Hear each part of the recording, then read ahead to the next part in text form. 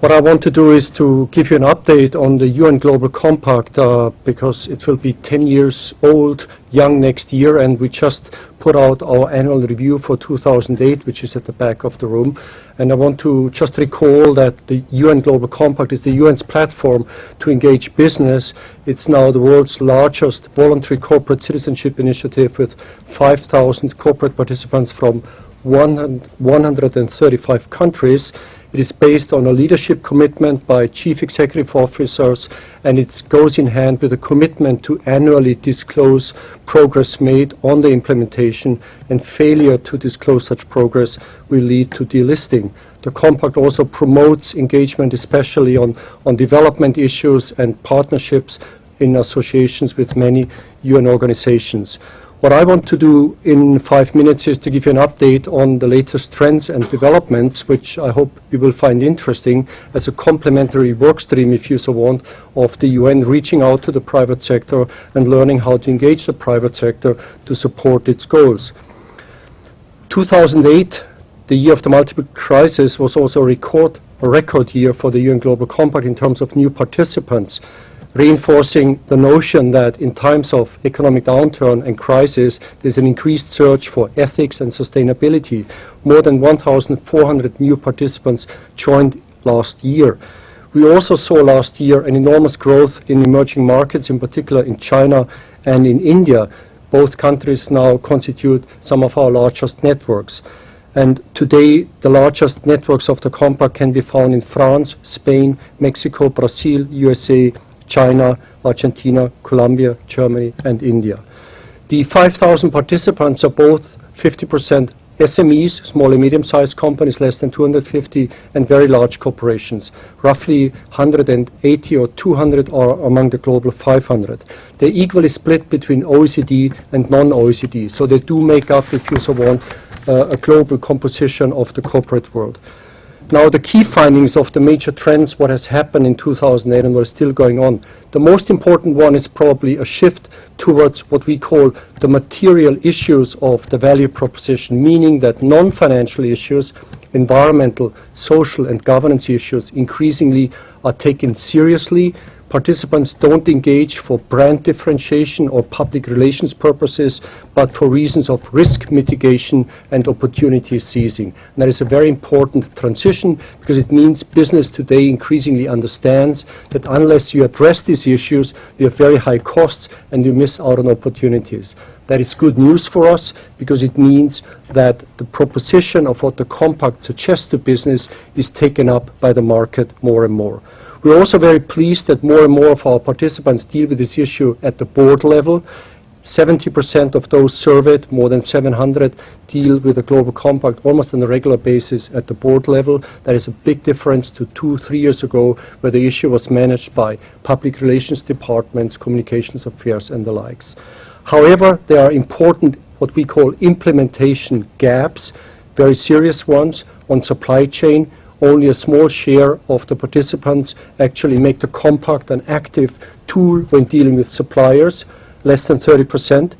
We also know that only 30% of those surveyed actually require their subsidiaries to fully implement the Global Compact. And that is obviously a huge implementation gap, which we would like very much to fill.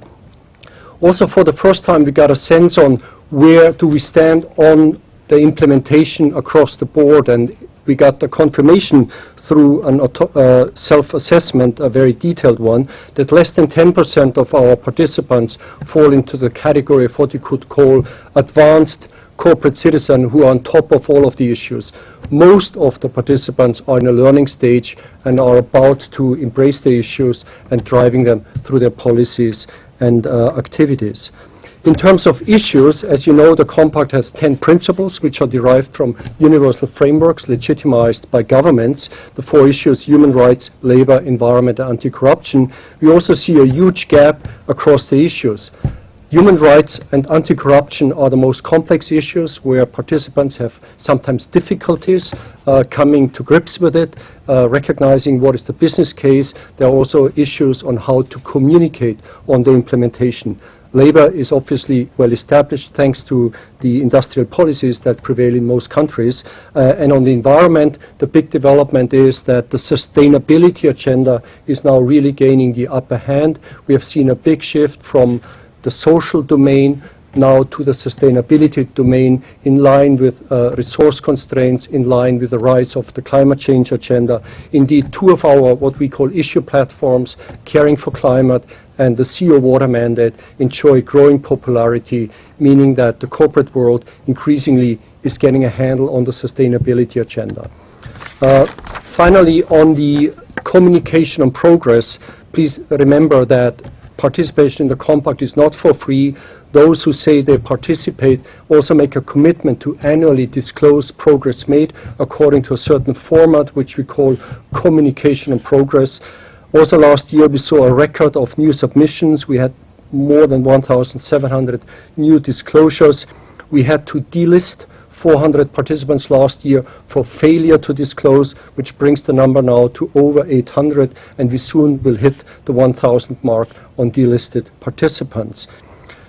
The good news forward-looking is that some of our sister platforms, and I won't go into detail, Principles for Responsible Investment, which works with institutional investor, asset owners, asset managers, is growing at the same pace. There are now more than 450 institutional investors seriously looking into the environmental, social, and governance issues, recognizing that they are material for corporate long-term performance.